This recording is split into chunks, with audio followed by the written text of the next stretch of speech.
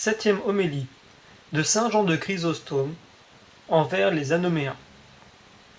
Encore les jeux du cirque, encore l'église déserte, ou plutôt non, puisque vous êtes venus, l'église n'a rien perdu.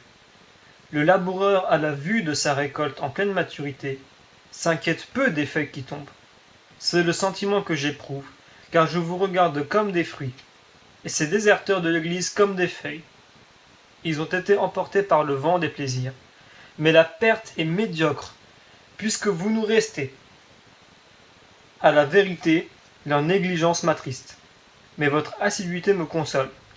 Au reste, ces gens-là, même lorsqu'ils viennent, ne sont pas présents. Leur corps est ici, leur esprit divague au dehors. Pour vous, même en votre absence, vous êtes présents. Votre corps est ailleurs, votre esprit est ici. Je voulais ne les pas épargner aujourd'hui, mais réprimander des absents qui ne m'entendent pas. Ce serait combattre des fantômes. J'attendrai pour cela qu'ils soient ici, et avec la grâce de Dieu, j'essaierai de vous conduire au pâturage accoutumé de la Sainte Écriture. On a beau y puiser, c'est un océan qui ne tarit jamais. Soyez dociles et attentifs. Sur mer, tous les passagers peuvent dormir, pourvu que le pilote veille. Il n'y a aucun danger. Sa vigilance, son habileté suffisent à tout. Et il n'en est pas de même ici. L'orateur a beau s'appliquer, si les auditeurs n'apportent pas la même attention, la parole tombe inutilement. Nous ne trouvons pas de cœur préparé à la recevoir. Il faut donc être attentif et vigilant, car il s'agit d'une affaire importante. Ce n'est pas pour de l'or, de l'argent, des richesses périssables que nous naviguons, mais pour la vie future et les trésors du ciel. Les voies différentes par lesquelles les hommes peuvent s'avancer dans la vie sont plus nombreuses encore que sur terre ou sur mer, et quiconque ne saura pas se diriger sûrement fera un funeste naufrage. Vous tous qui voguez avec nous, montrez-nous non l'insouciance des passagers, mais le zèle et la vigilance des pilotes. Pendant que les autres dorment, les pilotes, assis au gouvernail, examinent les routes de la mer et les profondeurs du ciel, et guidés par le cours des astres, ils dirigent les navires en toute sûreté. Un autre ne pourrait naviguer plus intrépidement en plein jour, qu'ils ne le font au milieu de la nuit. Lorsque la tempête se lève plus violente et prête à engloutir les vaisseaux, ils savent par la disposition des voiles éviter tout danger. Leur science triomphe des efforts des vents et arrache les passagers au naufrage. Si ces pilotes, parcourant la mer pour des richesses temporelles, montrent une telle vigilance, à plus forte raison doit-il en être ainsi de nous, car la négligence aurait des conséquences plus graves, et la vigilance un résultat plus heureux, pour nous que pour eux. Notre bac n'est pas formé de planches, mais des saintes écritures. Ce ne sont pas les astres du ciel qui nous conduisent, c'est le soleil de justice qui dirige notre course. Assis au gouvernail, nous n'attendons pas le souffle du zéphyr, mais la douce influence du Saint-Esprit. Veillons donc, examinons attentivement toutes les voies. Nous allons encore parler de la gloire du Fils unique. Naguère, nous avons montré que la compréhension de l'essence divine surpasse infiniment la science de l'homme, des anges, des archanges et de toute créature, et que le Fils unique et le Saint-Esprit seuls connaissent clairement cette essence. Maintenant, transportons la lutte sur un autre terrain. Nous cherchons si le Fils a la même vertu, la même puissance et la même substance que le Père. Ou plutôt, nous ne le cherchons pas, car par la grâce de Jésus-Christ, nous l'avons trouvé et nous le croyons fermement, mais nous voulons le démontrer à ceux qui ont l'impudence de le nier. J'ai honte, je rougis d'aborder ce sujet. Qui de vous ne rirait pas de nous voir occupés à prouver et démontrer des choses si évidentes? N'est-ce pas se condamner soi-même que de chercher si le Fils est consubstantiel au Père?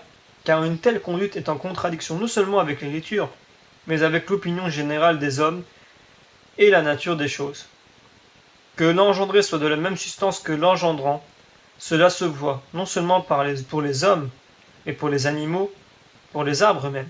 N'est-il pas absurde, quand cette loi est immuable parmi les plantes, les hommes et les animaux, de vouloir la violer et la renverser en Dieu seul? Cependant, nous ne nous contentons pas de ces raisons tirées de la nature des choses. Et passons aux Saintes Écritures, dont la parole prouveront ce dogme. Ce n'est pas nous, fidèles, ce sont ces incrédules qui sont dignes de riser, eux qui repoussent des choses si claires et qui résistent à la vérité. Quelles objections élève-t-il contre la croyance universelle? Si de ceux que Jésus-Christ est appelé Fils, il s'ensuit qu'il est consubstantiel. Nous sommes aussi consubstantiels, nous tous, car nous sommes appelés Fils. N'est-il pas écrit: j'ai dit, vous êtes tous des dieux et des fils du Très-Haut. Ô imprudence, ô folie extrême, comme ces hérétiques mettent à nu leur démence. Quand nous parlions de l'incompréhensible, ils s'arrogeaient ce qui est le propre du Fils, et prétendaient connaître Dieu aussi parfaitement qu'il se connaît lui-même. Maintenant que nous parlons de la gloire du Fils, ils veulent le rabaisser à leur niveau. Nous aussi, disent-ils, nous sommes appelés fils, et nous ne sommes pas pour cela consubstantiels à Dieu. Vous êtes appelés fils, oui, mais le Christ est Fils, F majuscule. Vous en avez le nom, lui, la réalité. Vous êtes appelés fils, mais non comme lui, Fils unique. Vous n'habitez pas le sein du Père, vous n'êtes pas la splendeur de la gloire, ni la figure de la substance, ni la forme de Dieu. Hébreux chapitre 1, verset 13.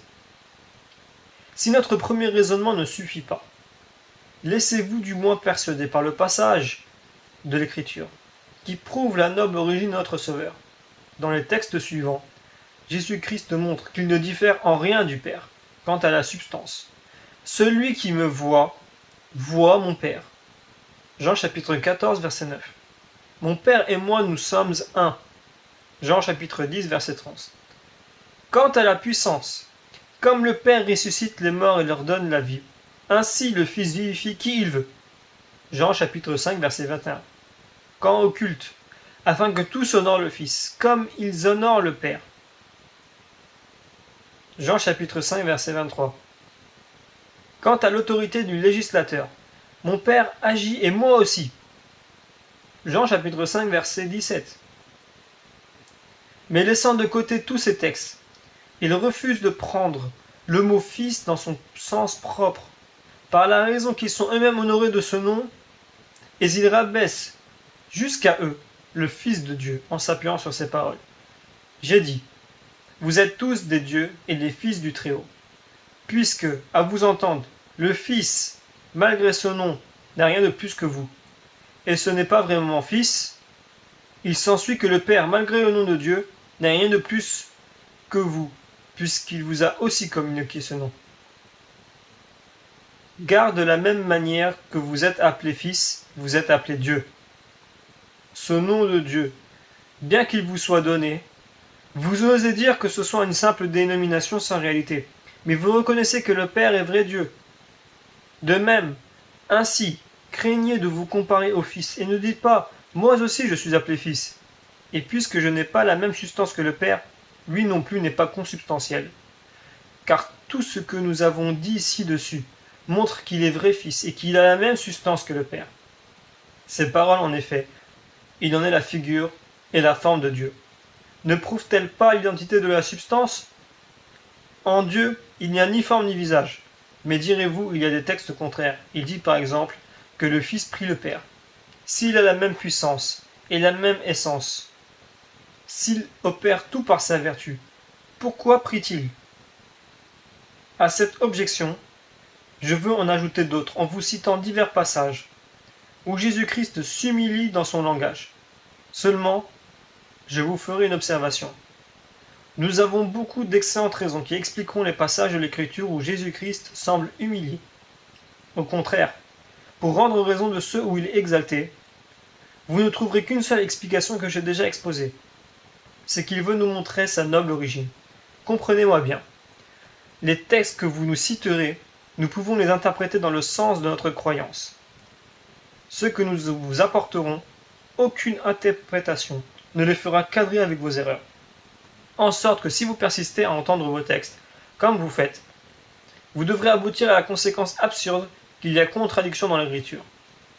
Car dire « Comme le Père ressuscite les morts et leur donne la vie, ainsi le Fils donne la vie à qui il veut, etc. » Et ensuite prier au lieu d'agir, c'est une contradiction pour vous.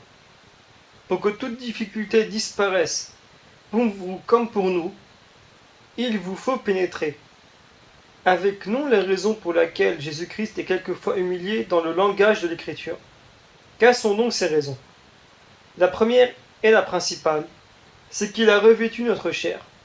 Il veut, en s'abaissant, convaincre ses contemporains et les siècles futurs que son corps n'est pas une ombre ou un fantôme, mais une réalité. Après tant de textes qui prouvent son humanité, des malheureux, poussés par le démon, ont osé nier l'incarnation, soutenir que le Fils n'a pas pris un corps, et détruire ainsi le plus grand témoignage de la bonté divine.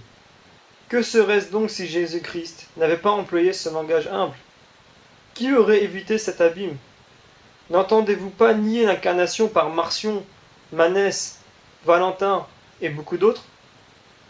Ainsi Jésus-Christ tient ce langage humble et si éloigné de son essence ineffable pour nous contraindre à croire l'incarnation.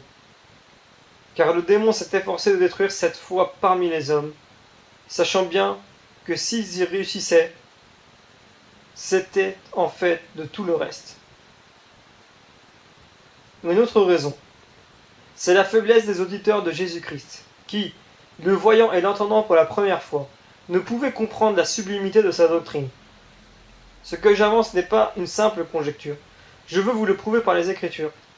Quand le langage du Sauveur était élevé, sublime, digne de sa gloire, que dis-je?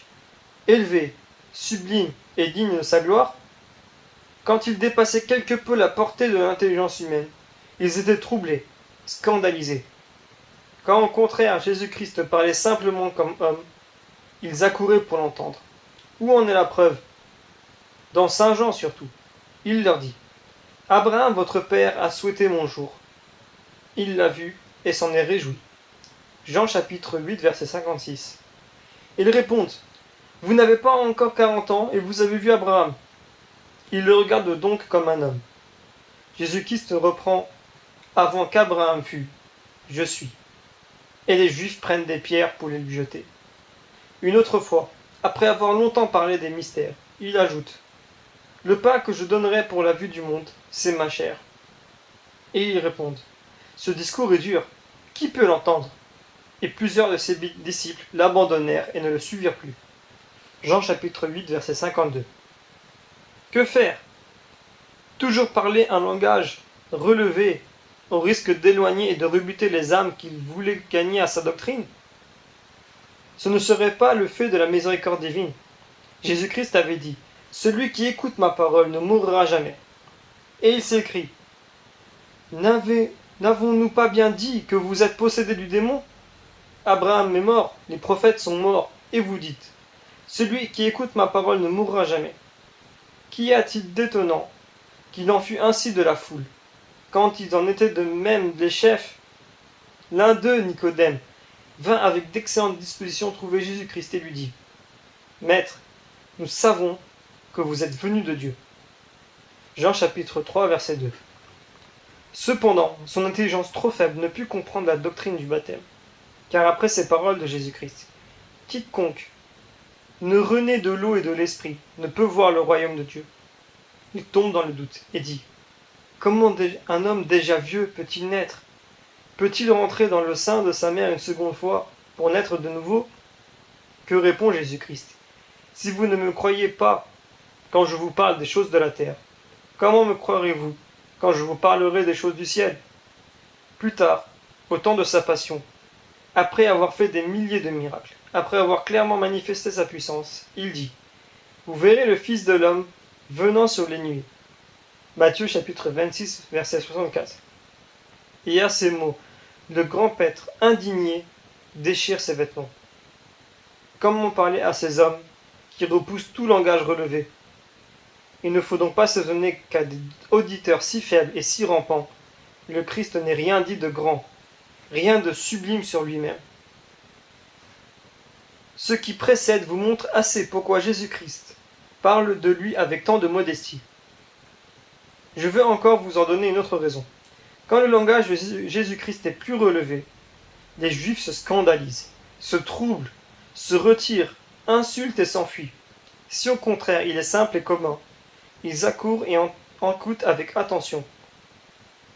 Ils se retirent, puis à ces paroles, je ne fais rien de moi-même. Et je dis ce que mon Père m'a enseigné. Jean, verset 8, verset 28. Ils reviennent aussitôt. Pour nous montrer qu'ils crurent à cause de la simplicité de ces paroles, l'évangéliste ajoute. Lorsqu'il disait ces choses, plusieurs crurent en lui. Partout, vous pouvez voir le même résultat. Voilà pourquoi il parle tantôt en homme, tantôt en Dieu, et d'une manière digne de sa noble origine. Par là, tout en condescendant à la faiblesse de ses auditeurs, il maintient l'intégrité du dogme. Cette condescendance, si elle eût été continuelle, aurait pu faire douter de sa divinité dans les siècles futurs. Il y a pourvu, et malgré les négligences, les injures, l'abandon qu'il prévoyait, il parla cependant pour établir ce dogme. Il expliqua même la raison de la simplicité de son langage. Cette raison, c'est que les Juifs ne pouvaient pas comprendre la sublimité des révélations qu'il avait à leur faire.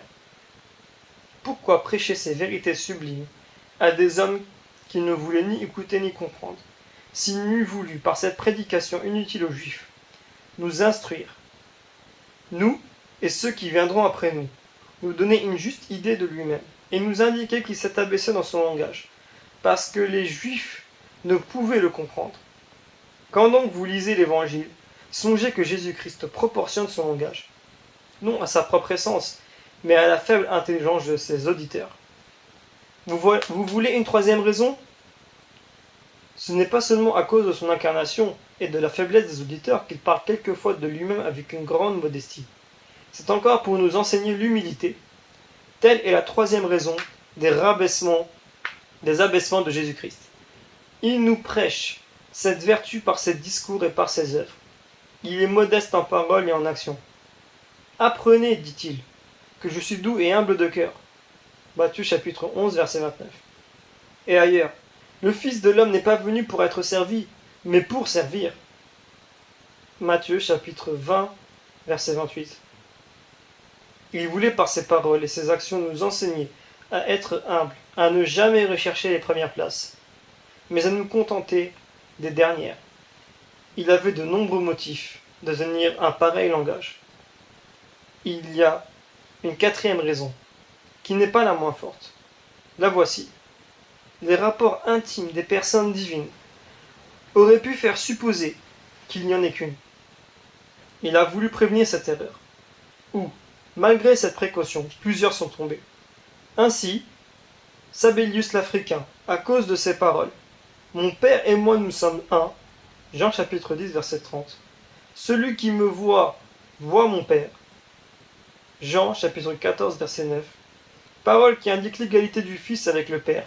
Sabellius dit, prétend dans son impiété, qu'il n'y a qu'une personne et qu'une hypostase. Ces raisons ne sont pas les seules.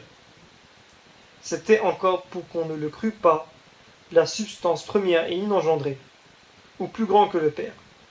Saint Paul semble avoir redouté cette doctrine perverse et impie. Après avoir dit « Jésus-Christ doit régner jusqu'à ce que lui ait mis ses ennemis sous les pieds. » Il a tout mis sous ses pieds. L'apôtre ajoute « excepté celui qui lui a tout soumis. » 1 Corinthiens chapitre 15 versets 25 et 27. Addition inutile, s'il n'avait pas craint cette erreur diabolique. Souvent encore, pour apaiser la jalousie des Juifs, calmer les soupçons de ses interlocuteurs, Jésus-Christ tempère son langage. Par exemple, si je rends témoignage de moi-même, mon témoignage n'est pas véritable. Jean chapitre 5 verset 31. En parlant ainsi, son intention n'est pas de leur avouer qu'ils soient capables de mensonges, mais de leur reprocher qu'ils l'en soupçonnent. On pourrait encore trouver plusieurs autres raisons qui nous rendraient compte de la simplicité du langage que tient Jésus-Christ en parlant de lui-même. Mais vous, essayez d'expliquer les passages où Jésus-Christ est exalté, autrement que par la raison que nous avons donnée, savoir qu'il voulait révéler sa divinité. Je vous défie d'y parvenir. Un prince peut, sans s'avilir, parler de lui-même en termes simples, c'est de la modestie. Un esclave qui exalte ses grandeurs se fait mépriser, c'est de l'orgueil.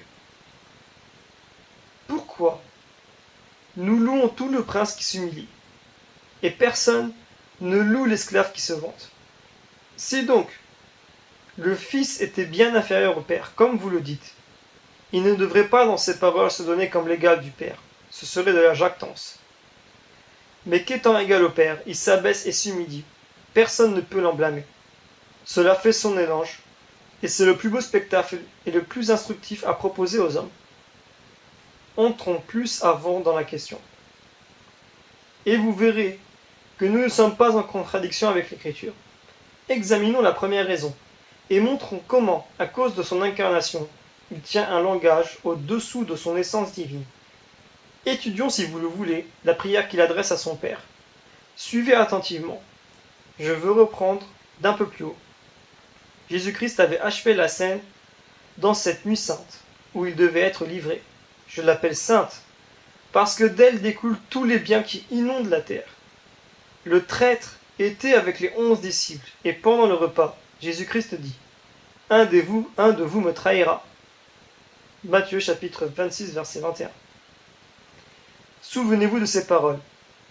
Et quand nous traiterons de la prière, vous verrez pourquoi il prie ainsi. Admirez l'attention du Seigneur. Il ne dit pas « Judas me trahira ». Ce reproche direct aurait rendu le traître plus impudent. Mais celui-ci, tourmenté par sa conscience, répond « Est-ce moi, Seigneur ?» Jésus ajoute « Vous l'avez dit ». Matthieu chapitre 26, verset 45. Même en ce moment, il ne l'accuse point. Il se laisse se juger lui-même. Judas n'en devint pas meilleur. Et ayant pris le morceau, il sortit. Après son départ, Jésus, s'adressant à un disciple, leur dit « Je vous serai à tous une occasion de scandale. » Pierre, prenant la parole, dit « Quand tous se scandaliseraient, pour moi, je ne me scandaliserai point. » Jésus reprit « En vérité, je vous le dis, avant que le coq chante, vous me renoncerez 3 fois. » Pierre ayant encore nié, Jésus le laissa. « Vous ne croyez pas mes paroles, vous me contredisez.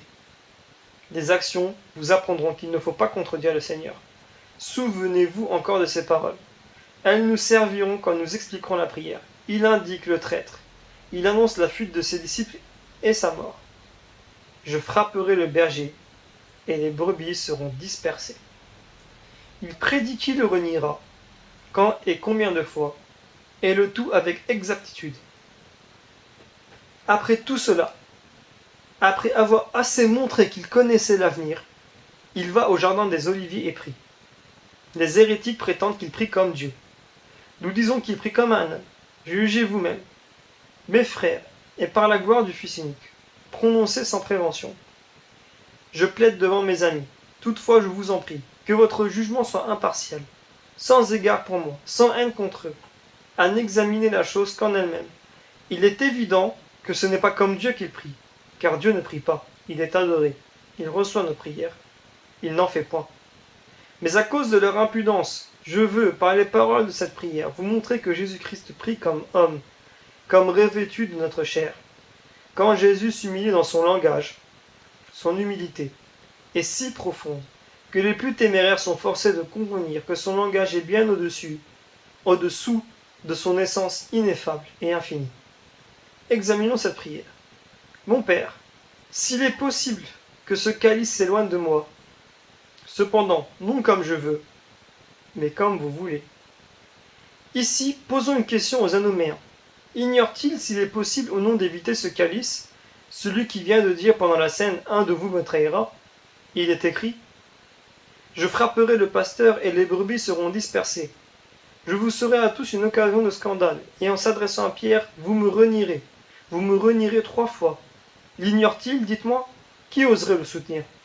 Si la mort du Seigneur avait été un secret pour les anges et les prophètes, on pourrait jusqu'à un certain point soutenir que Jésus-Christ l'aurait ignoré. Mais c'était une chose si publique que les hommes ne l'ignoraient pas.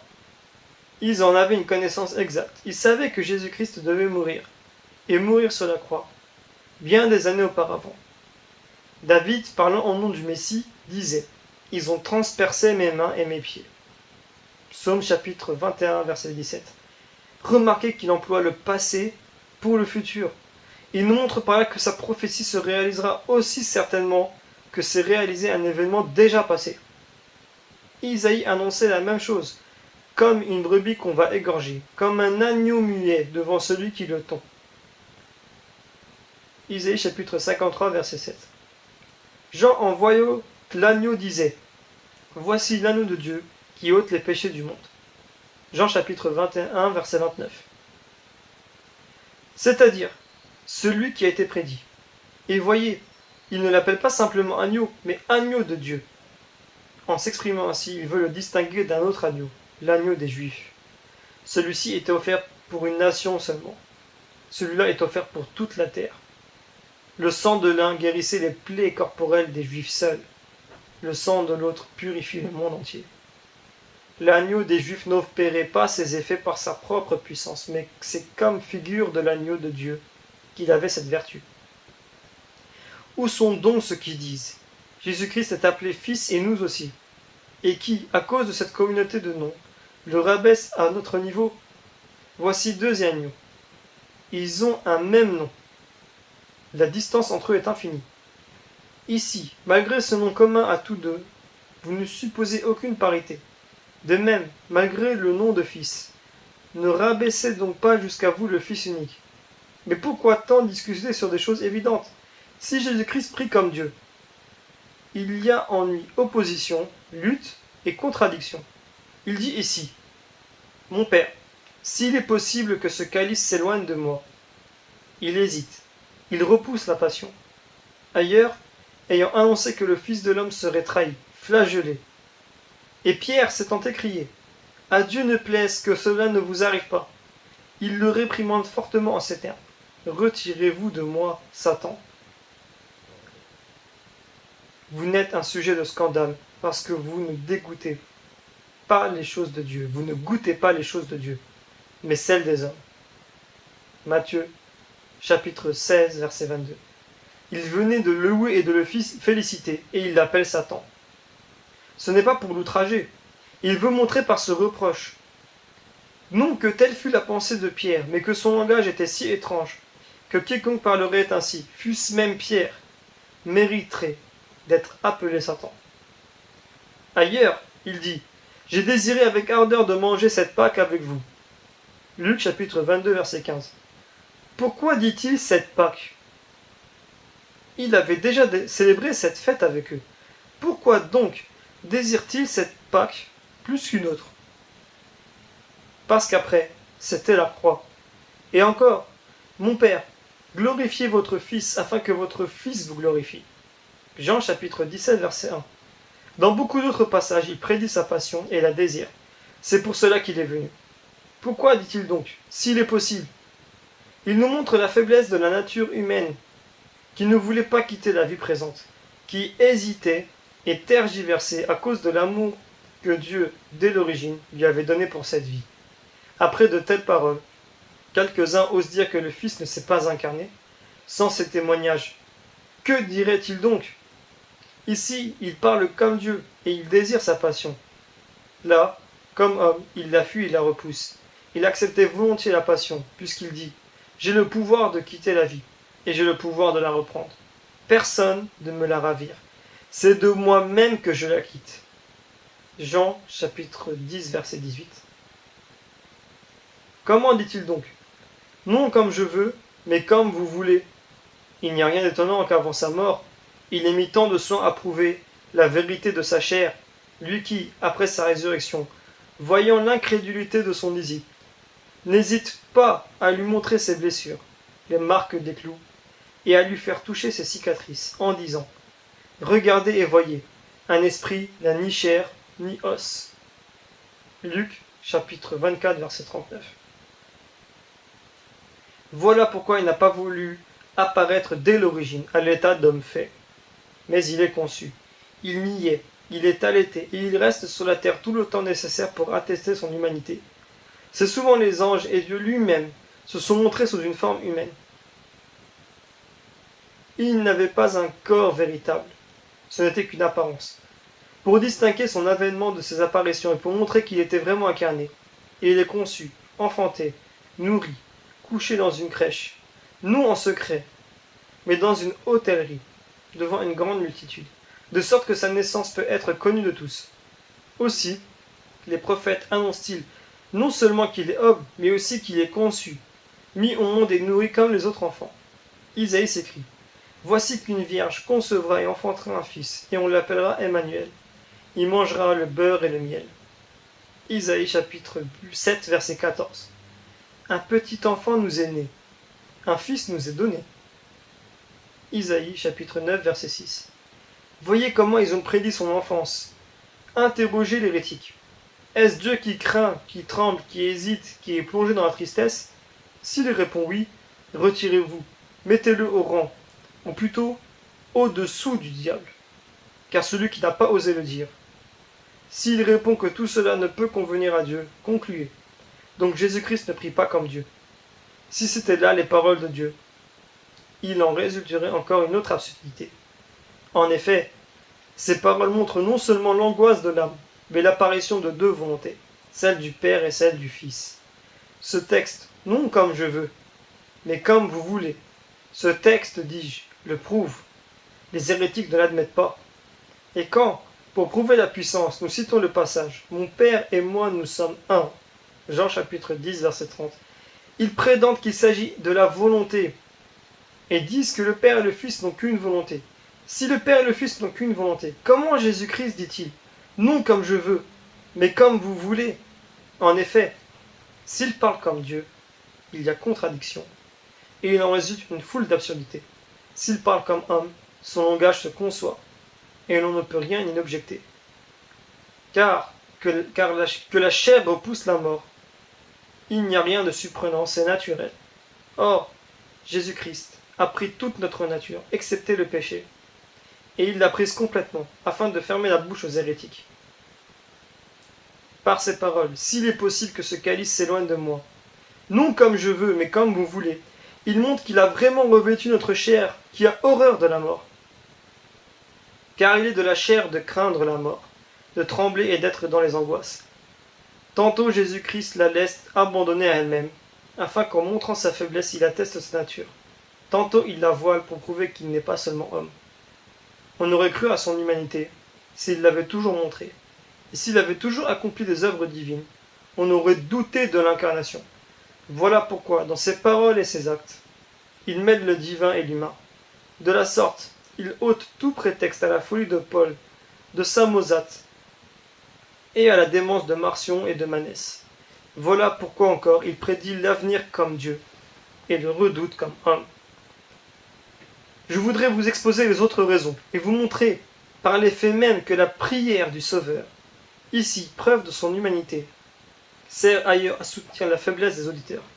Car s'il tient un langage humble, ce n'est pas seulement à cause de son incarnation, mais aussi pour les divers motifs énumérés ci-dessus. Cependant, afin de ne pas noyer ce discours,